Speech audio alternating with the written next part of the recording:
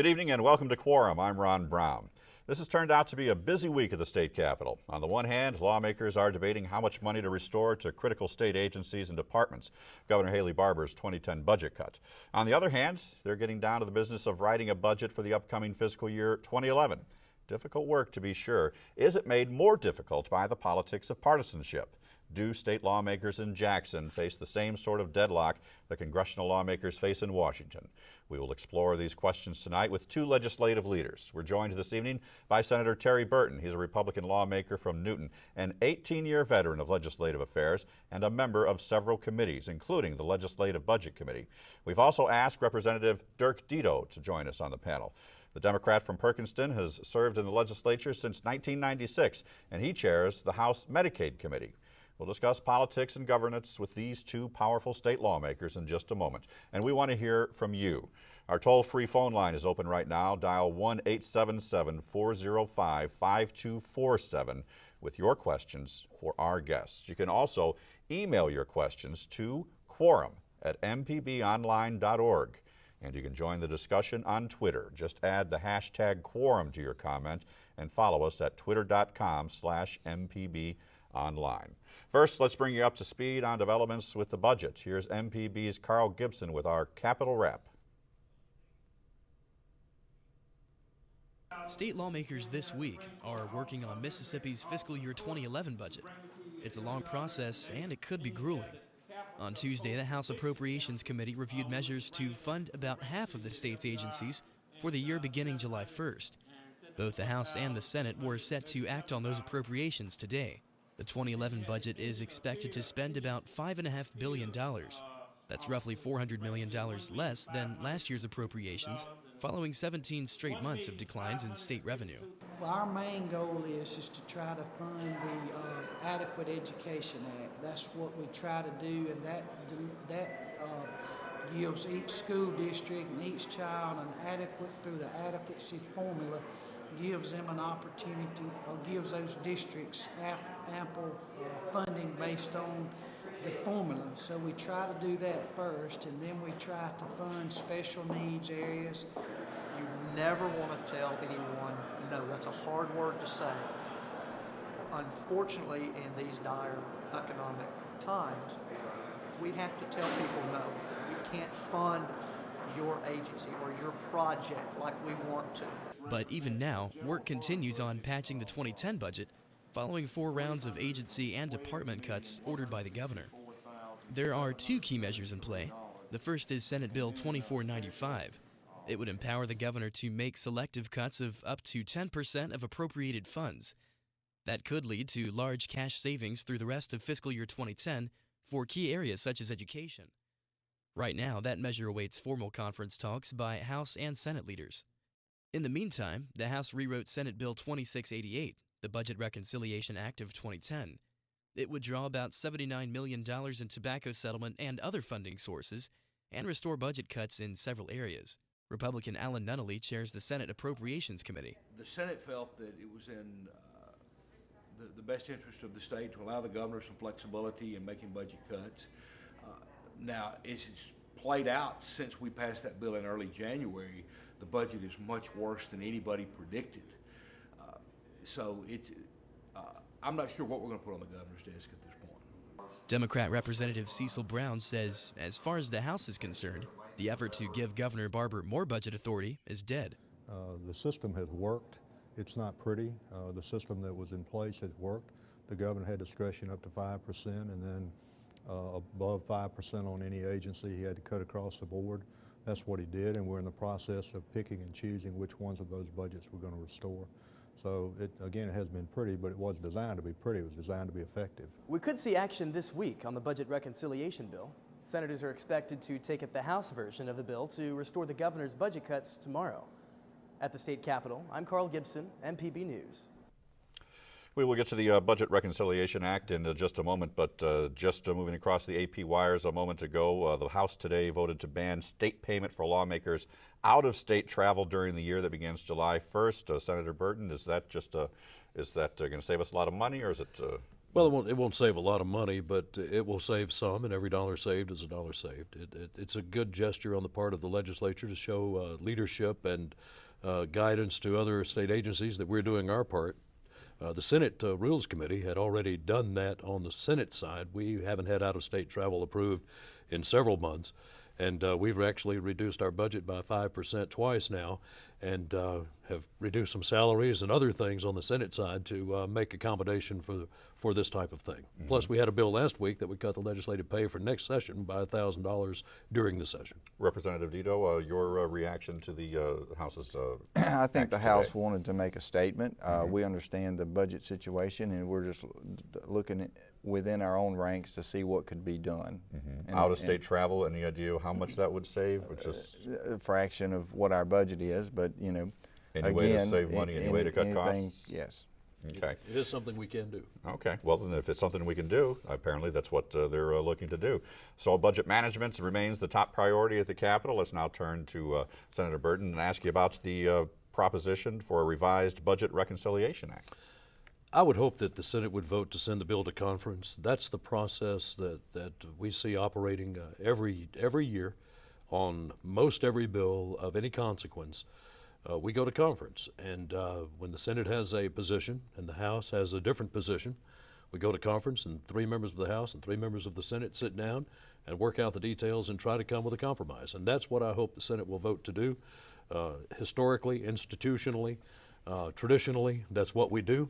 It's important business, and I hope that that's exactly what happens tomorrow, that the Senate will send this bill to conference, get the conferees appointed quickly, and we can go to work working out the details. A Budget Reconciliation Act, does this sound like a good idea to you, Representative Dedeaux? Well, to back up just a step, the legislative session is in the middle of the fiscal year. The governor has made cuts to the current fiscal year, and what the Budget Reconciliation Act does is to selectively find ways to restore those cuts and identify the sources of the funds used to restore the cuts.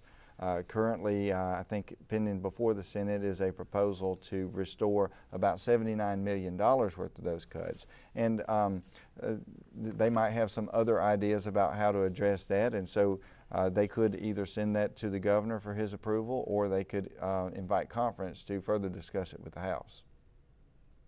Okay, how long can lawmakers continue to pursue 2010 budget restoration, do you think? Till I guess 5 days before the end of session. We could, but we need to move quicker than that. Yeah. This is important business, and for so many reasons. But one of the reasons it's important that we move as quickly as possible, but prudently at the same time, cautiously, is to make sure that we get this budget year put to bed before we can actually start on next budget year. We won't know what the beginning cash balance will be, if any. We don't know exactly where to start on 2011, and we're in the middle of the appropriations process now. Senate's passing appropriations bills. The House is passing their appropriations bills. They'll cross over, and right now the numbers in those bills don't really mean anything. May as well be zeros, because it's going to change between now and when we actually vote on a final product.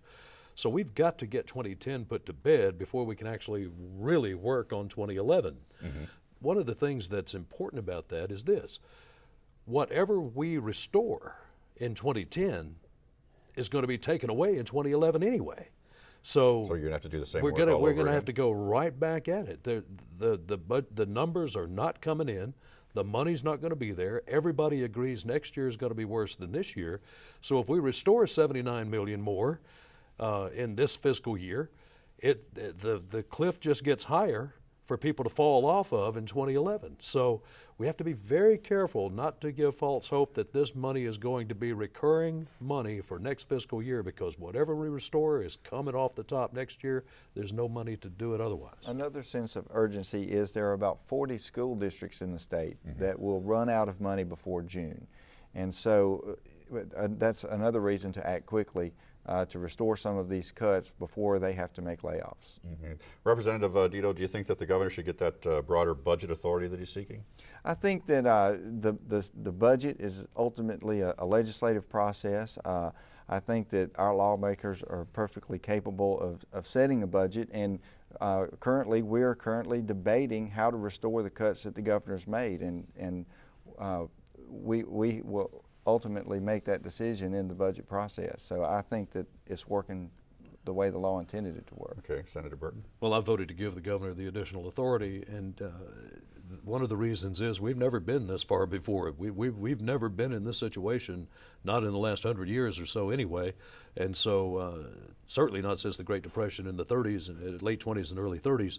So desperate times call for desperate measures, and I thought the additional authority would be something that would work over the next couple of years, certainly for one more year, give him a little more authority in case this situation develops, which I believe it will in next fiscal year. Now, we hear talk occasionally about which party controls which chamber of the legislature. Let's take a look at the party breakdown at both ends of the Capitol. There are 122 members of the State House of Representatives. 75 of them are Democrats, 47 are Republicans. That gives Democrats a lot of power in that chamber. There's a much different breakdown in the Senate. Democrats have a majority in that body, but only by a slim margin, 28 to 23. Of the 52 Senate posts, one remains vacant pending a runoff election in District 36 in southwest Mississippi. And the Republican Lieutenant Governor Phil Bryant has a strong presence in the Senate. He is the presiding officer there, and he has great influence on committee selections and the Senate's working agenda.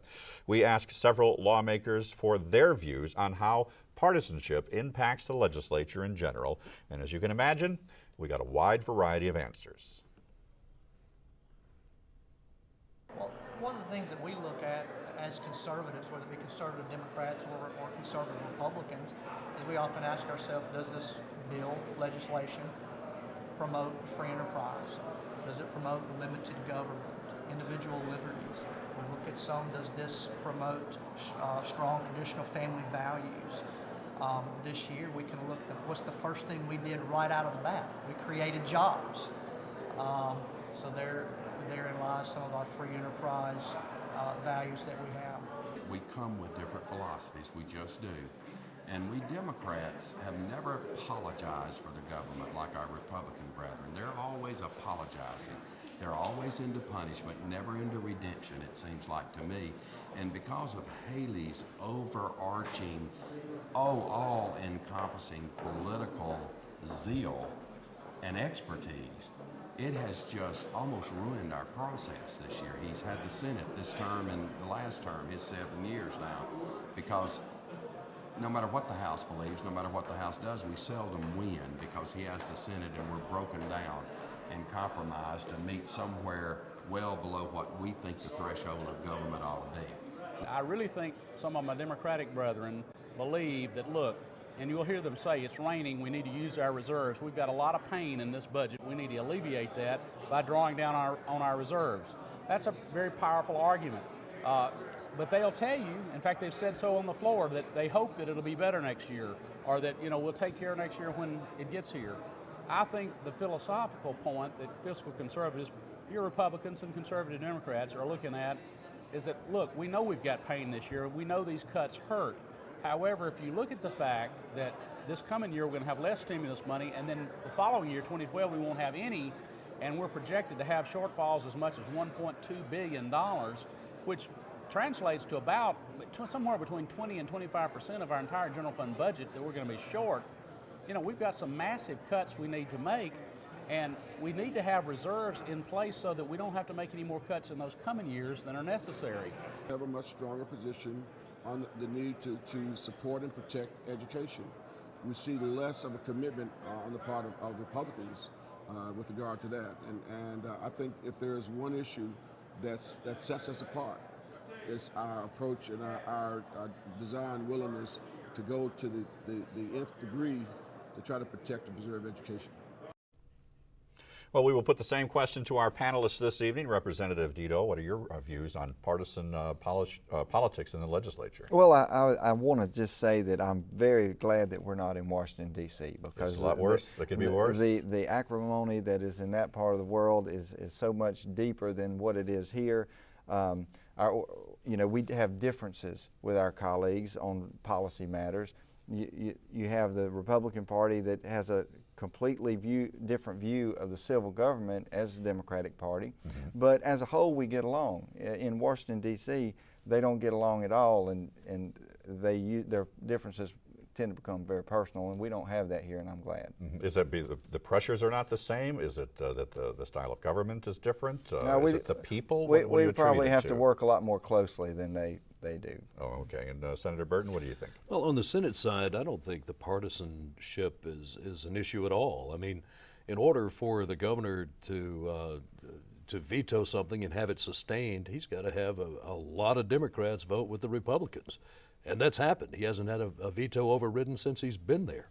So, you know, it's not partisan broken down on the Senate side, and I think the media makes a bigger deal out of it than anybody about the partisan breakdown in the Senate and the House. We don't really look at party politics. What we look at is what's good government and what our idea of bad government might be.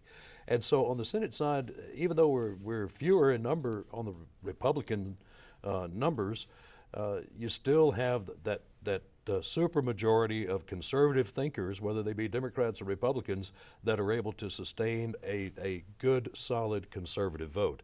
And this is something else to be mentioned too. I think we may be the only state in the country, we don't break down our bodies by party. The parties don't run the House, and the parties don't run the Senate. The lieutenant governor's a Republican lieutenant governor. He appointed several Democrats to key committee chairmanships. In Washington, the party in power makes those appointments. In Mississippi, there is no party in power. It's the lieutenant governor and the speaker making those appointments, and we govern as a group. We're not broken down by Republicans sit on the right and Democrats sit on the left. We have everything broken down by seniority. Who's been there the longest picks the best seat. So, you know, it's a different world in Mississippi, and partisan politics is really more prevalent in the minds of the media and some real party leaders on both sides than it is with those of us who are actually there working. Okay, Senator Burton, our guest tonight, along with Representative Dirk Dedeaux, and of course phone calls from you. And we have a phone call from Utica right now. Someone has a question for our panelists. Go straight ahead with your question. Go ahead. Yes, I really enjoyed hearing Representative Dedeaux say that that everything should work as the law intended. And my question is, I heard Senator Burton say, well, desperate times require desperate needs. I'm sorry, I don't agree. I do believe in the separation of the legislative and executive branch, and it's kind of, Senator Burton, like you're saying, that's kind of okay now for the governor to take on these extra heavy-handed duties as governor of the state of Mississippi. And I always find that more conservative type senators and representatives agree with what's going on when the law was not set up like that. The last time I was watching, and I saw you, Senator Burton, you were talking about Aunt Sally voting and having to show her ID. And guess what happened to me yesterday in Senate Race 36? They asked me for ID, and I just had a conversation with you last time on MPB when you were talking about Aunt Sally voting. So I guess my question is, are you really seriously saying that you believe that the governor should have extra power?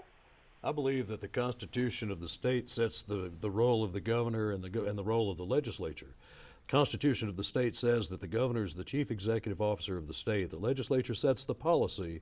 The governor carries it out. And other than the constitutional responsibilities, the legislature can do other things and allow the governor to make cuts.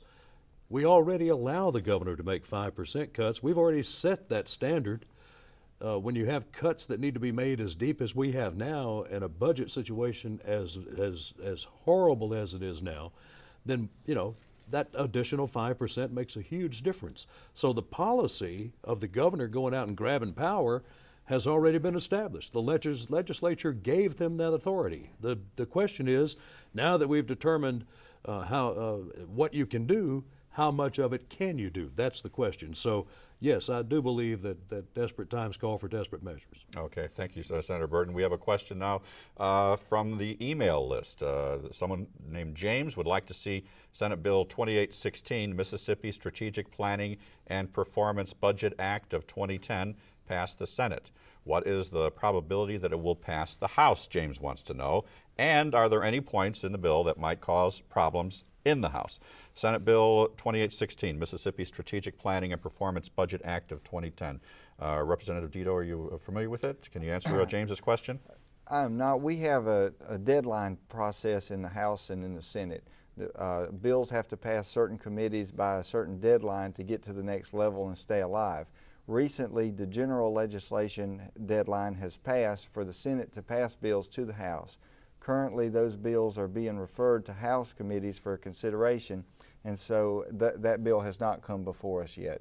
Okay. I couldn't speak to what the details are of that bill. Okay. Well, thank you for that. Senator Burton, let me turn to you now and ask you about higher taxes. Are higher taxes necessary to alleviate our budget woes?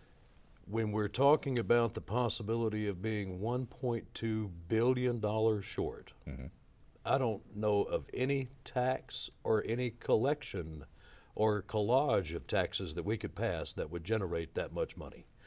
We're going to have to reduce, and we're going to have to be lean, and we're going to have to do everything we can to create jobs and get this economy going again. This is somewhere we've never been before. Typically, in a recession, you judge the recession by the number of jobs. You know, when the jobs go down and then it starts picking back up and so forth and so on. This recession's doing this. I'm a visual person, so I'm gonna do this. You know, in a recession, it's like this. This one's like this, and a very slow rise in jobs that will come about. We're a long way from there. We've got a long way to go. And the last thing we need to do in a time like this is tell state employees, you can keep your job, but we're going to tax you more. Why would we want to do that? Why would we want to put additional taxes on people out there buying loaves of bread, working for the state of Mississippi? Everybody's got a job. Why would we want to raise the income tax on somebody? Why would we want to take money out of their pocket for additional taxes so the government can spend it? It makes no sense. We don't need to raise taxes at this time. We need to get government provide the services that the people of Mississippi expect and deserve, and do it as efficiently as possible. Okay, Senator Burton, thank you. Well, when you speak with many of the Democratic Party critics, they often say that the Democrats are tax and spend liberals, always eager to expand the scope and scale of government. On Tuesday, Democratic Representative Cecil Brown took exception to that charge. We haven't tried to raise taxes. We've cut budgets. We've cut budgets. We try to be efficient. Every year that I've been here, I've introduced a bill for a hiring freeze, to stop hiring additional employees because we've had budget troubles every year. We've never been able to get that bill passed. Now, the question of higher taxes brings us to a warning from one of the state's biggest newspapers. Last Sunday, editorial director David Hampton of the Clarion Ledger wrote this: "Some can talk about cutting the fat or extol the virtues of limiting the size of government, but those are just more shallow political cliches. The state will not be able to cut itself out of the problem without doing irreparable harm to services that we expect and demand. The state will have to have more revenue. The legislature will have to raise taxes now or later." Well, Senator Burton? Well, we may have to raise taxes at some point, but to raise taxes on people who are already having a tough time, what sense does that make? I guess we could do some things that we haven't done before, that we've shied away from doing. There are certain things that aren't taxed, like the price of a newspaper or the price of advertising in a newspaper. Those aren't taxed. I don't think Mr. Hampton would want us to do that. Certainly we don't need to just look at ways we can raise money. We've got to look at ways that we can spend the money we have more practicably and more efficiently. And we can do that. There's no way we're going to go through this legislative session without funding schools. It isn't going to happen. We're going to fund schools, and we're going to make sure that school teachers are in the classroom to teach our students. That's going to happen. We're going to make sure that education is provided the 60% or a little over 60% of the overall state budget that they get every year, K through IHL. We're going to make sure that highway patrolmen are on the highways. We're going to make sure that Medicaid is provided to those people who are in need. We're going to make sure that Public Health Department is able to give vaccinations to our children out there. And we're going to make sure that the Department of Human Services is able to meet the needs of the foster children and the people of this state. We're going to do that.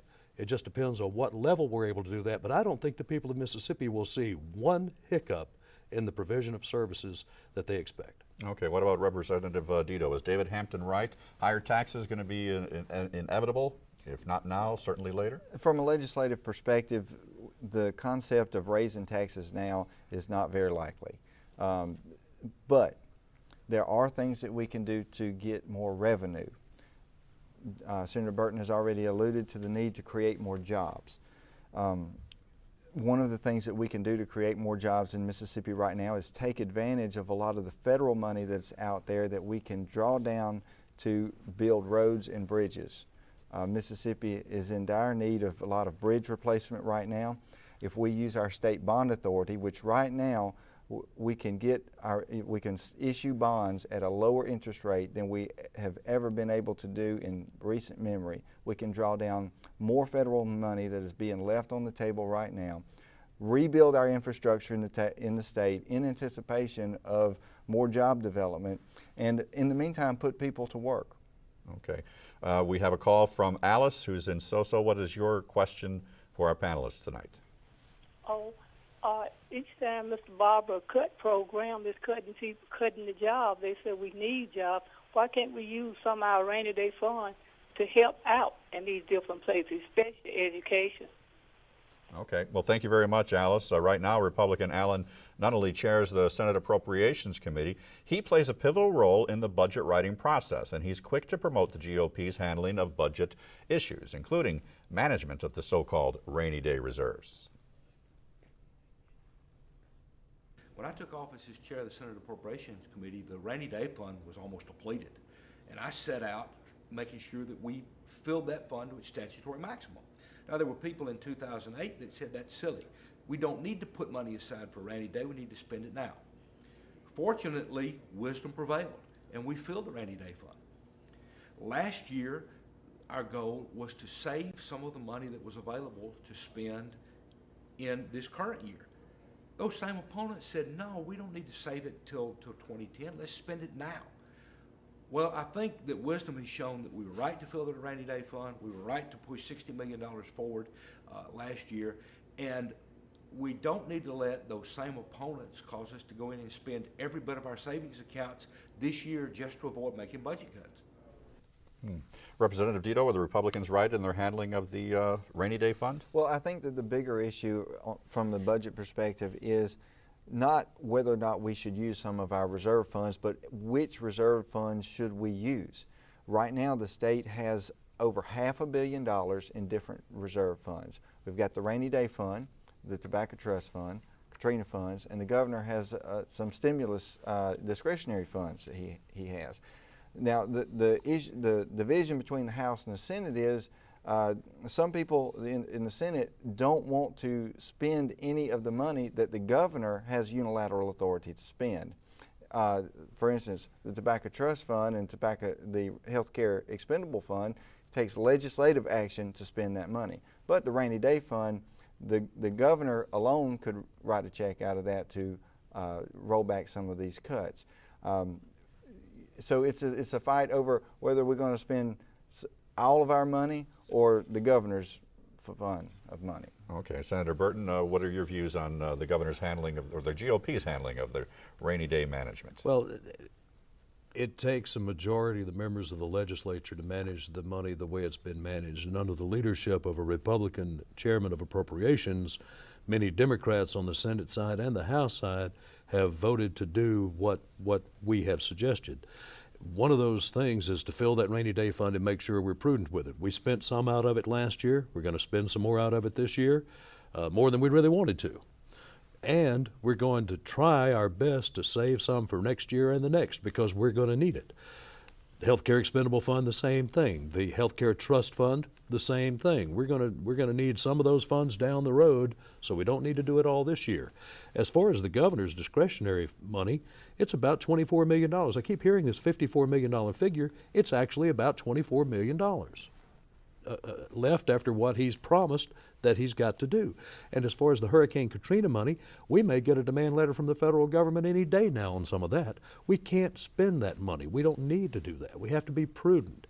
The last thing we need is to get a demand letter from the Fed saying pay back that Katrina fund and us not have the money there to do it and have to go out and bond or borrow or steal or beg or cut something to do it. Again, I repeat, this is extremely important. Whatever we restore this year makes the cliff higher for next year when the state agencies fall off the cliff. They're going to fall off the cliff in 2011. They're going to fall off the cliff in 2012. The question is, how high do we want that cliff to be? Do we want to go ahead and start making it a little less painful now and have that cliff shorter, or are we going to build up their hopes, restore all the cuts, every dime, and then watch them fall off a huge cliff? I don't think we want to do that. Representative Dedeaux, do you agree in principle with Senator Burton here? Well, again, it goes back to there are funds that the governor can tap without legislative permission. They don't want to spend any of that money. They only want to spend the money that it takes legislative action to spend. Okay. You are watching Quorum on MPB television at mpbonline.org, and we want to thank our listeners on MPB Think Radio as well. We hope that you will call in with your questions. The toll-free phone number, 1-877-405-5247. And you can also email us at quorum@mpbonline.org or follow us on Twitter. Right now we have a caller from Meridian. This is Junior. Junior, what's your question for the panel tonight? Yes, I have a question in reference to all the cuts that's being made throughout the state of Mississippi, the different jobs and departments, state departments, different jobs in the state. I was wondering why cut so much rather than starting from the top, from the governor down, taking a cut in the salaries, those high-paying jobs. Why don't they give a small percentage back to the state since they are benefiting from the state? And I believe that would be a good cushion there. Okay, thank you very much, Junior. Well, the Senate has voted to take a 10% pay cut during these lean times. The House voted for travel today. And the House voted for travel. What about a 10% pay cut? How do you think that's going to fly in the House? I don't think it's going to fly. I think that members of the House give a great deal of their time to do this. It takes them away from their families. The legislature hasn't had a salary increase in, 20 years? 1983, I believe. In 1983. So I think that already a lot of people feel like that they're doing this for a whole lot less than what they should be compensated for. Okay. What about the Senate? Now, the Senate has a different point of view. On the Senate side, like I said, our Rules Committee cut out-of-state travel. They cut other things 5%. Not once, but twice, 5%, and then an additional 5%. So we've taken a 10% cut in the Senate spending already, plus we passed the bill that would reduce the salaries by 10% for the next legislative session. We can't do it this session under the Constitution, but we could do it for next legislative session.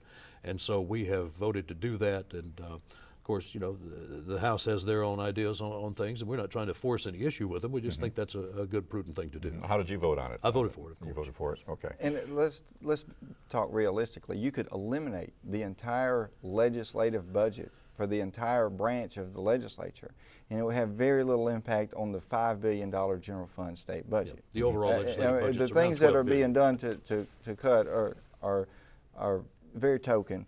They're meaningful in that sense. But I don't want people to think that if you were to cut out a bunch of legislative salaries that would solve the budget problems that we're faced with today. But as a token, as a show of solidarity with the rest of it, you don't think that it has a value in that? Well, I think that we've already made some adjustments to our state budget. The legislative overall state budget has been decreased slightly, but that's not going to be a solution to the problems that we're facing today. Okay, Representative Dedeaux. Last week we found tepid support for a bill that might have brought more federal stimulus funding to Mississippi. House Bill 1346 would have allowed the Department of Employment Security to grant unemployment benefits to individuals seeking only part-time employment. That would pave the way for Mississippi to accept about $56 million in federal money for jobless benefits. The measure needed the approval of 3/5 of each chamber, but the House vote last Thursday was 63 to 58 in favor, and that was not enough for passage. We spoke with Republican lawmaker Greg Snowden about his opposition to that measure. Well, last year, the governor, as you know, made a point of saying that Mississippi would not accept $56 million in otherwise available stimulus monies. And the reason being, in order to qualify for that, we would have to permanently change our unemployment compensation laws to line up in the way the federal government required us to in order to get the additional stimulus monies. Now, the problem is it would require us to pay unemployment compensation for part-time workers. Now, we've never done that in Mississippi. To qualify for unemployment benefits, you have to be out looking for a job. This would have changed that fairly drastically, and the problem the governor had with it was that it would raise employer cost about $16 million annually. Our guests again, Representative Dirk Dedeaux and Senator Terry Burton. Your reaction to that? I think Representative Snowden is right on target. There are reasons not to do this. It would bring some federal money in, but that federal money would go to pay unemployment benefits for part-time workers. It's not like we'd have additional federal money to fix a budget hole or something. But he's exactly right. The key is to come in here and pass legislation, do some bonding like Representative Dedeaux talked about earlier, get some infrastructure projects going, and get some people to work. That's a much better solution than paying unemployment benefits to part-time workers. Okay, Representative Dedeaux? I disagree. The federal government wanted to give the state of Mississippi $56 million. That money would have been used to pay unemployment benefits for part-time workers who had been laid off. We have people right now who are unemployed. They can't find a job, and the jobs that are out there are part-time jobs. And so if we had changed our statute to allow for these people to receive unemployment benefits, the federal government would have paid for it. I think we should have taken the money. There are people out there who are suffering. They've been laid off, and I voted to take the money. Why do you think it didn't pass? Well, I think that in order to do that, there would have to be a change in the rate of unemployment tax payments. After the money ran out, the state would have had the option to undo that rate and go back to current law. I think that we have on several occasions discussed a gentleman's agreement with leaders that we would have done that, and I think that our end of the hall would have lived up to that, but I think that there was a fear there that once we adopted that we would not go back. All right, we have a question from a caller out in Greenville. Buddy, what's your question about the stimulus to our panelists tonight? Well, about the stimulus, I'm hearing the other states have set up websites where you can kind of go in and monitor what kind of programs being funded, what's not being funded. And I'm just curious, and a follow-up question, is there a website to that, or are we just not getting such a little money, nobody's going to build a website about it? Senator Burton? We're getting a good bit of money, some to the Department of Transportation, a lot to the Department of Education for certain programs. The governor, I'm sure on his website, if you go to, I'm not sure what the governor's website is, governorbarber.gov or governorhaleybarber.gov. You can Google him, of course, and find it. But I would imagine there's a link at the governor's website on the stimulus package. I'm almost certain there would be. Okay. Representative Dedeaux, go right ahead. Well, I was going to say that I think what the caller is probably referring to is there's a provision on the stimulus money that provides for transparency to track where the money is going. That is available on the federal website somewhere. I don't know the exact site. Is that state by state breakdown? I think I'm not sure. I haven't gone on it myself, but I want to point out the latest stimulus package thing that is being developed by the Mississippi Employment Security Commission. Right now, small businesses who are ready to expand, the Mississippi Employment Security Commission has received a stimulus grant to help subsidize the wages of those newly hired workers. And if you have a small business or a nonprofit organization who needs to hire somebody, you may qualify, and you should contact the Mississippi Employment Security Commission. It's a very good point. That needs to be advertised and promoted more. Okay. Well, you know, there's a question that always gets bandied about when we talk about the budget and the crisis, and that's why hasn't the state of Mississippi been keeping a tighter rein on these things? If we could be cutting now, we could have been cutting the last 3 or 4 years. What's your view on that? Well, Ron, we usually spend what we have available to spend. That's the way, you know, I've been here when we've had tough times. The first year I was here, we were raising taxes, which apparently was the wrong thing to do because it didn't help a whole lot. We were cutting budgets at the same time. Now we're in that same situation where we have some options here. What do we do? And you've noticed there's no desire to raise taxes. There's the desire to do some trimming. Sometimes we get, you know, quite frankly, we get a little fat and happy. We want to provide more. State agencies come with great programs. I've never seen a bad proposal come before the legislature. They're all good ideas to do things, to provide more services and have more availability for services to the citizens out there. So we sometimes authorize programs and try to make it possible for the citizens to get a benefit from that. And when times get tough, we have to look at those programs that have worked, those that aren't working. That's why the performance budgeting measure that you asked her about earlier is such an important piece of legislation. We'll be able to track every single program in every single state agency and look at the benchmarks and look at the outcomes, and if they're met, then they're funded. If they aren't, then it isn't funded. And that will stop some of this get happy spending and then come back later and have to cut type situation that we get in. This is not unusual. The legislative process is very cyclical in this regard. When we have funds available, we have a tendency to promote new programs and create new programs, and when funds are not available, we have a tendency to reduce those. Okay, Representative Dedeaux, I want to get your reaction to that in just a second, but I wanted to pass along that previous caller was asking about a website, and the Governor Barber's website that Senator Burton mentioned. It's governorbarber.com. If anybody wants to visit that and make a note of that. Pretty easy to remember. Now, should the legislature have been doing a better job in the past in keeping these agencies a little more lean and mean? Well, we're very fortunate in Mississippi. Mississippi law does not provide for us to have a deficit. And so physically, we're actually in a lot better shape than some states like California or Georgia, those states who do have the ability to run deficits. We haven't had to furlough people yet. Now, in regards to years past, for instance, in the late 90s, the economy was booming. We took that opportunity to invest that extra revenue that the state was getting into the Adequate Education Act to improve our schools, to improve our level of education and the job skills of our local people.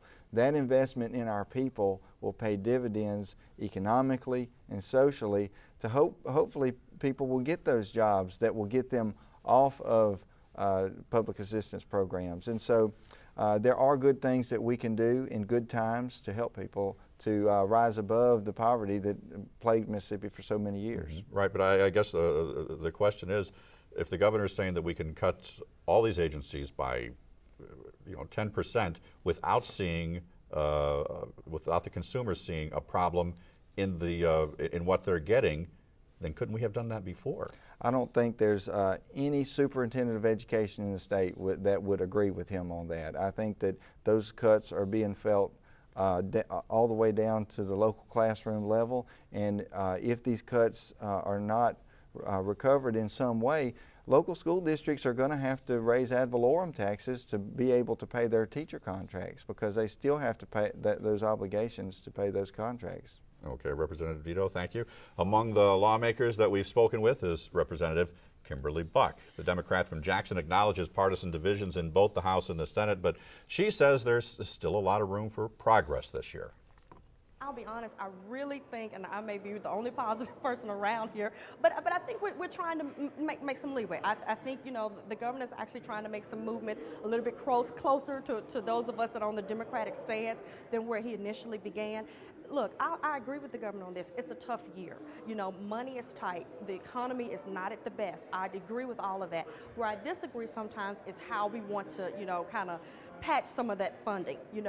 It is raining. I think you've heard some of the other Democratic colleagues say, rainy day fund, it is raining. It's raining, but the sky's not falling. Okay. And a general reaction to that comment from the legislator? Well, I think it sounded rather optimistic. Our situation is pretty severe with our state budget. And as Senator Burton has already stated, we're making every effort to be able to maintain an acceptable level of services delivered by state government. Public safety, transportation, education, health care, mental health care.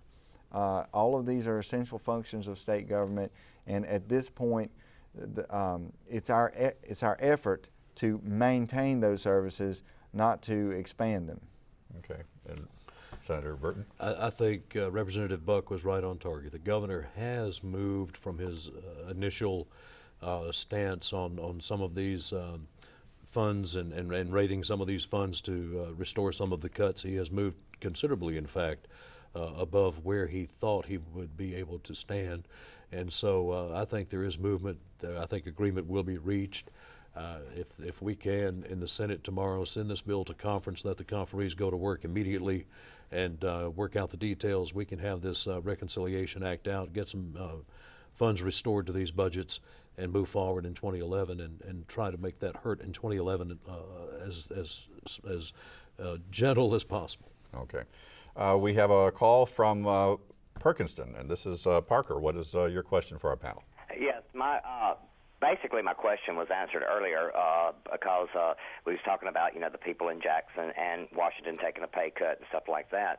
But you two guys, y'all stumbled over that. It was like you didn't want somebody taking your money away from you. Well, look, I make $800 a month on disability. I've worked all my life, and it's taking everything I can rake and scrape just to make it by. But yet, you guys don't want to take a cut. 10%, that's nothing for y'all. And then you've got the Haley Barbour talking about his airplane about being sold or whatever that was about. What's going on with that? Cut some things that y'all need to cut, but you're not helping the poor people. None of you are. Okay, thank you very much, caller Representative Dedeaux. It's got to be politically unpopular to say that you're not going to cut salaries at a time like this when everybody's saying we need to tighten our belts. Again, I understand, I have family obligations too. I have 3 children at home, and I wish I could be with them tonight, but I'm up here trying to do the state's business, and I'll just say that even if you were to eliminate the entire legislative state budget, it would not solve the drastic problems that we're dealing with right now. Okay, and Senator Burton, I guess a question for you is, how is the state government going to look when all this is said and done, when all this slash and burn has taken place at the end of the day? Well, there may be some slashing. I don't think you'll see a lot of burning going on, but we're going to do some cutting. I think that 2011 is going to be a much more difficult year than this year is, and this is extremely difficult to deal with. Budget year for 2011, which starts July 1st. Is what I'm speaking of. Mm-hmm. But I do think that when all is said and done, you're going to see state agencies provide services to state residents, and the people of Mississippi are going to survive this as we go about the business of trying to create jobs in every way that we possibly can. Incentives to businesses, not taxes on businesses. Bond some projects so that we can get some people working. Those types of things, get some people working, get the economy back on track, and hopefully in 2012 we can start coming out of this, and by fiscal year 2013 we'll be back where we need to be. It's a long process, but I think the people of Mississippi are very resilient people, extremely resilient people, and we're going to see us benefit greatly from this. It will be, we're going to turn this challenge into an opportunity to make ourselves better. That's very optimistic. David from Belzonia has a question for our panel. David? I have a double-barrel question. Some weeks back, Representative Warren made the same statement that was made tonight, that there had been no legislative pay raises since 1982. My first barrel, how much does the legislature get per month when they are out of session for expenses? And this is regardless of anything. And the second part of the question, how many times has that been raised since 1982? Okay, we'll let, if you know, Representative Dedeaux, how much you get per month when you're out of session, and has that been cut? Okay, the legislature makes a $10,000 a year base salary.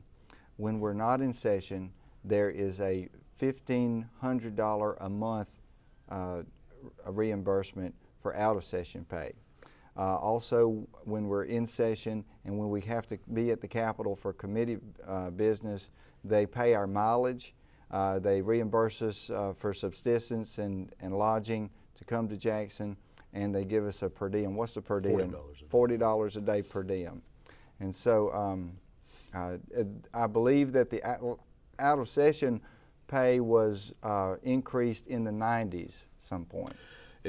I can't speak to since 1982, but in my 18 years, the out-of-session expense has been increased one time, and it's now $1,500 per month when not in session.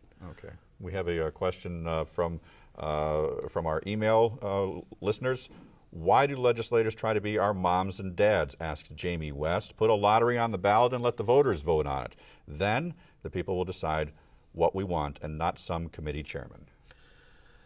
Senator Burton? Well, we could pass a lottery. We don't need it on the ballot. That's something that the legislature could authorize. The people of Mississippi took the ban on the state lottery out of the Constitution several years ago.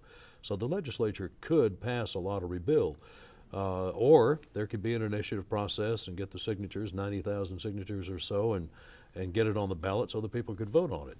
I don't think the lottery is an answer to the question.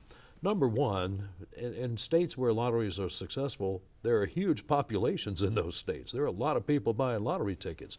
We have, 2.8 million, maybe 3 million when the census is over at the most.